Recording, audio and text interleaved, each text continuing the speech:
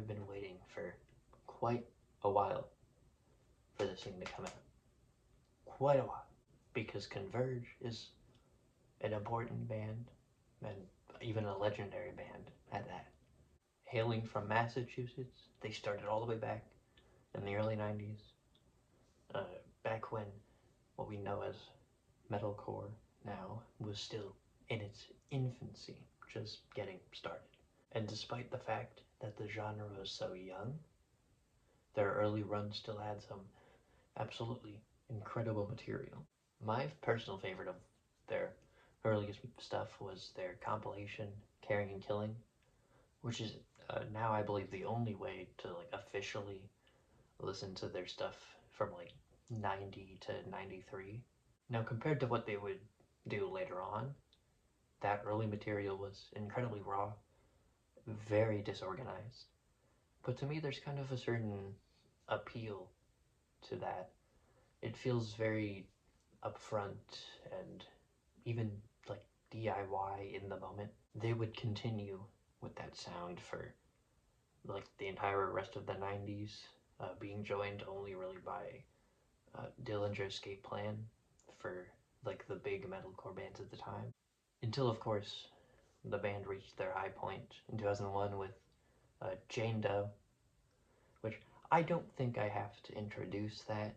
If you're enough into like music and even hardcore to be watching this, you probably know Jane Doe by now. But I'm no contrarian, so I do also think that Jane Doe really deserves all of the praise that it gets.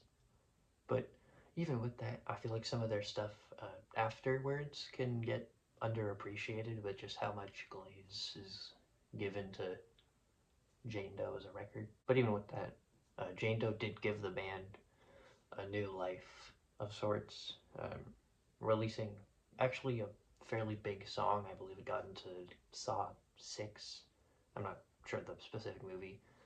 And they would continue with a lot of great output for like years, up until around 2017, when for the most part they stopped making new material. Which is why, for me, it was such a big deal when they dropped the first single for this new album, which is the title track and the opener too, just a few months ago.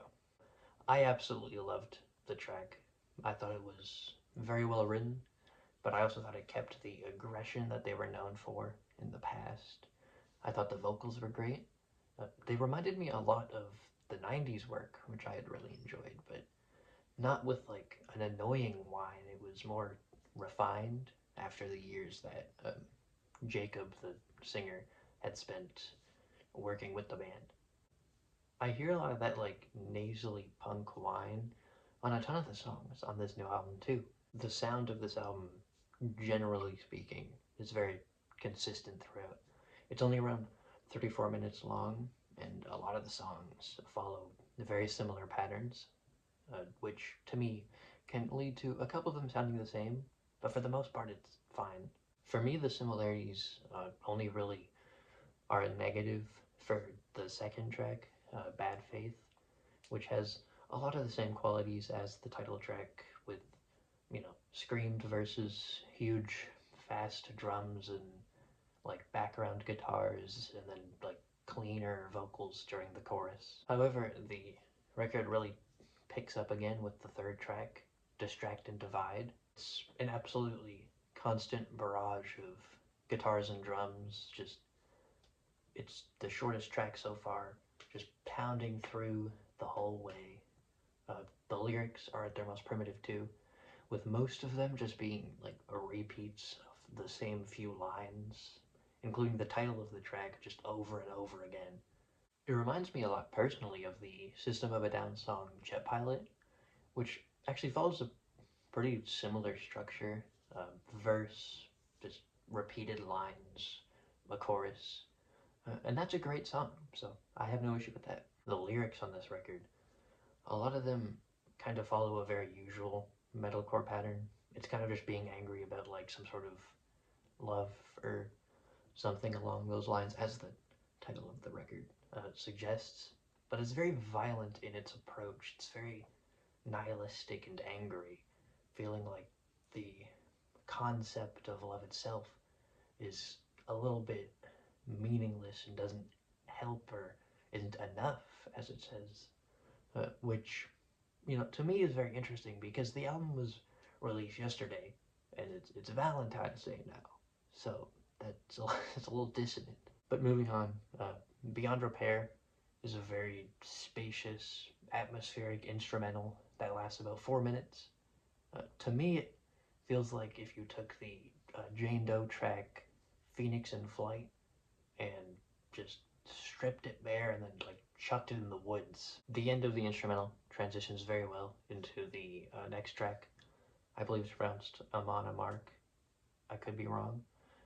It's takes its time far more than all the previous tracks, being much slower and heavier, but building pace. And then we get to my favorite track on the entire record, Gilded Cage. The whole track is just multi-phase. It's so haunting. Man and Jacob whining about like some sort of war of love, comparing it to like a pharmaceutical addiction or something like that. It's a little kind of difficult to make out exactly what he's in reference to, but it's very interesting. And the driving bass tone reminds me a lot of the bass from like Hell to Pay, from Jane Doe again. I know I keep referencing that record, but it's just so foundational to their sound, it's kind of hard not to. Here's a take that's maybe a little bit interesting. Make Me Forget You, to me, should have been the closer to this record. It's a very like epic track that sums up a lot of the lyrical content across this record that I referenced before, and it progressively gets more melodic until it just slowly fades out at the end. And the reason that I think maybe it should have been the closer is because it then transitioned into We Were Never the Same, which is the second single. There were only two, and to me it's a little bit anticlimactic. I never really liked it when I first heard it, which was the exact opposite of my reaction to the first single. I think it's a perfectly fine song, but to me it doesn't carry the same emotional impact as the track before it, especially being the closer.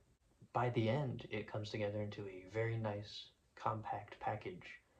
As I mentioned before, a couple of the songs can feel kind of the same, which is why I didn't mention everything, but overall I really enjoy it. I've listened to it quite a few times since it came out. I'm thinking maybe like a very strong 8 or even a weak 9. Yeah, loving it. Yeah, that's about it. See ya.